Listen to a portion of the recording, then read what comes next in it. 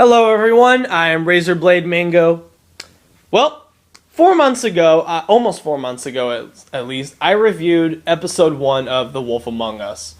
And since that time, Telltale Games has kind of run into some issues about releasing episode 2. And they have admitted that, thankfully, where they said, look, some circumstances happened we did not anticipate. We're sorry, we won't let that happen again.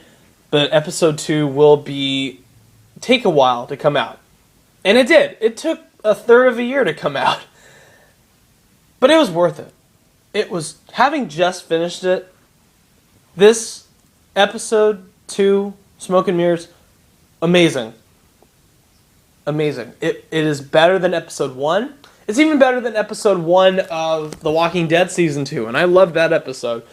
And it deserves to be among the highest achievements, at least episodic-wise, that Telltale Games has done so far. Where do I even start? I'm not going to get too much into the plot because I don't want to spoil anything for you guys if you haven't played episode 1, which you should have by now because it's been out for 4 months.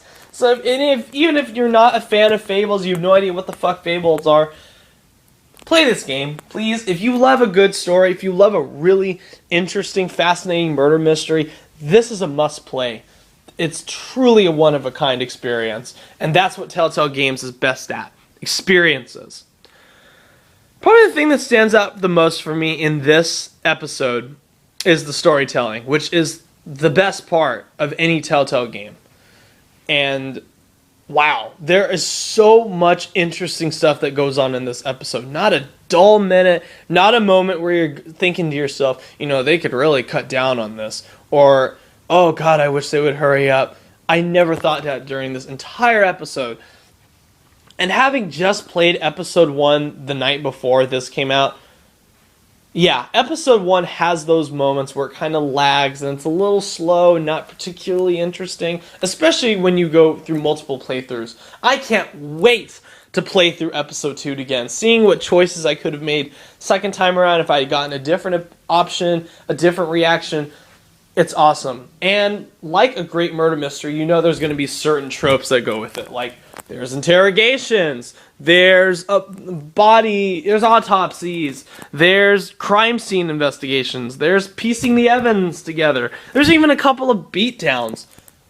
All of this is done with just this wonderful sense of pacing that Telltale Games has mastered by now, and they fucking deliver their best shot with episode 2, where, like I said, it goes from one moment to another, and I'm normally pretty good at predicting where a story is going to go.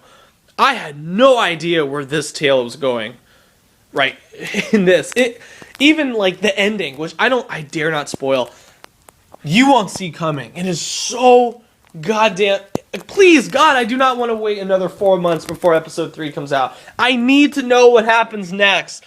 This is because the ending of episode 1, it doesn't really shock me as someone who's read Fables before, but this ending was like, oh my god, I need to play episode 3. No credits, no.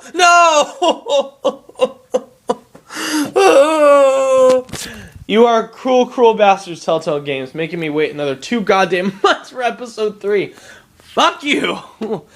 But that is how I love these kind of reactions from myself. That is a sign that I am interested in a story. When it just cuts at this moment where you're like, no, I need to know more. And that is Telltale Games. Awesome. You did an amazing job with that. There's also a couple of moments in this game where you have to, talk to people, get them to reveal information, not necessarily interrogate them, although that does happen. And the results can be it's tricky, and it is challenging. It's not like you can read somebody really easily and get them to talk. No, you gotta take different kind of approaches. You gotta kind of think outside the box with these interrogations, and the results might surprise you based on what you do. Even if you do something like, say, try to, play to their ego or comfort them, they won't talk. Sometimes, that kind of reaction doesn't work. or the reaction will not be the thing you're looking for. But it's unpredictable. And that's what a good crime investigation should be. It needs to yield unpredictable results. There's also a scene where you investigate a body. That was nasty. That was really gross. And if you have a weak stomach, please close your eyes during this section. Have someone else play that for you, because it can get pretty fucking gruesome. And another really amazing part of these games is the art style. I cannot praise the art style enough. It reminded me a lot like it's a living comic book, but it also reminded me of really great classic noir films, like stuff like Drive, and like two key examples, the last two Nicholas Winding Refn movies, Drive and Only God Forgives, where they both really employ this neon style, like an old classic noir film, to tell its story and to create this really brooding, moody atmosphere. And that's exactly what The Wolf Among Us is so good at. It's that they use the bright colors of the environments, they use the shadows and the dark tones, and the purple. There's a lot of purple in these games. And it utilized so well, not only as like an atmosphere, like where you just want to sit there and look at this art style and let it all sink in and let the atmosphere just wash over you. It's also used as like I said, character development, where you get what these people are feeling, not only from the expressions on their face, but the environment around them. That is a great sign of visual storytelling. And Telltale Games, not only are they a master of the written word, they're a master of visual storytelling. So, hey, notice these guys, Hollywood. Maybe you should take some people from this crew, the Telltale Games guys, have them go write movies. They know what they're doing. I bet they create more interesting movies than most of the shit coming out these days. Never know. And, voice acting, all the big people. Bigby, his voice actor, excellent. You get to see more of Ichabod Crane, who's great.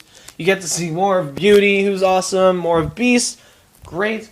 And even some new characters, like there's a really sleazy prostitution bar owner that he has this voice that you just you can tell he's just this slippery little fucking rat, and you hate him so much, but that's the effect his voice should have, and he pulls it off really well.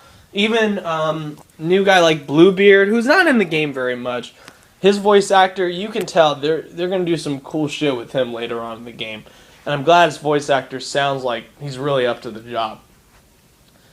And, and for all the times that I'm praising this game, and I am praising this game, don't get me wrong, I love this game. But they need to get a different engine.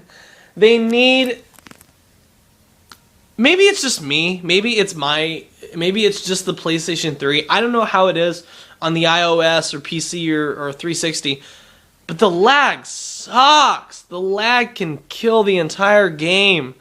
And I understand, it must be really difficult to program a game like this where there's so many branching paths you can go on. But they need to rise to the challenge, not only in the writing department, they need to amp up their engine. Because, especially on moments like the previously on The Wolf Among Us, the lag was horrible. And I could barely see what was going on because the game was trying so desperately to catch up to the action. So that did not go over very well. And it almost froze a couple times. It took a good 30 seconds for the game to kick back up, because it would just stop. You'd hear the music in the background and the background noise, but the characters would be frozen, and it'd be like a good 15, 20, 25, 30 seconds where they would just stand there, and I would be thinking to myself, oh shit, the game is frozen. But it's not. It's just lagging really, really, really badly so the game can catch up to what you did in the previous episode. And I was worried about that because the lag could be pretty nasty in episode 1. But it's even worse here because of the more content and programming they got to use for the storytelling. So either they need to go to a different engine, or they need to patch these games up as soon as they're released. Day one patch. Get a day one patch out there to smooth out the glitching and the lagging and the frame rate. Just fix it, okay, Telltale Games? And that's my main concern for the next generation, is that they're going to keep this engine, not switch over to something new for, Tales from the Borderlands and the Game of Thrones thing they're doing. And, oh man, if it was this bad here, I'm worried of what it's going to be like for future episodes of not only this, but for The Walking Dead Season 2. We'll see. Hopefully they can fix this engine and get it to be more silky smooth. But overall, this episode is amazing. This is one of the best things Telltale Games has ever created. And I can't wait for the next couple of episodes coming out.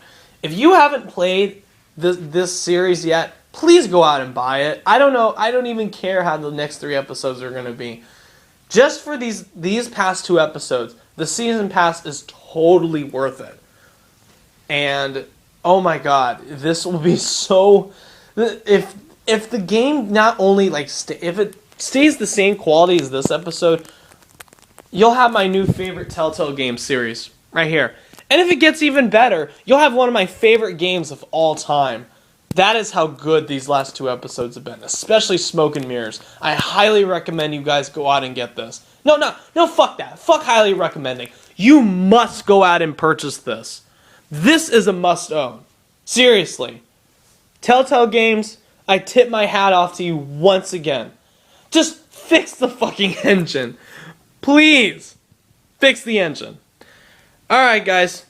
If you like what you see, subscribe, favorite my video, like my video, comment to me about anything you want, and you like the game, you dislike the game, what you thought was cool about it, what you can't wait to see next. I want to hear from you guys.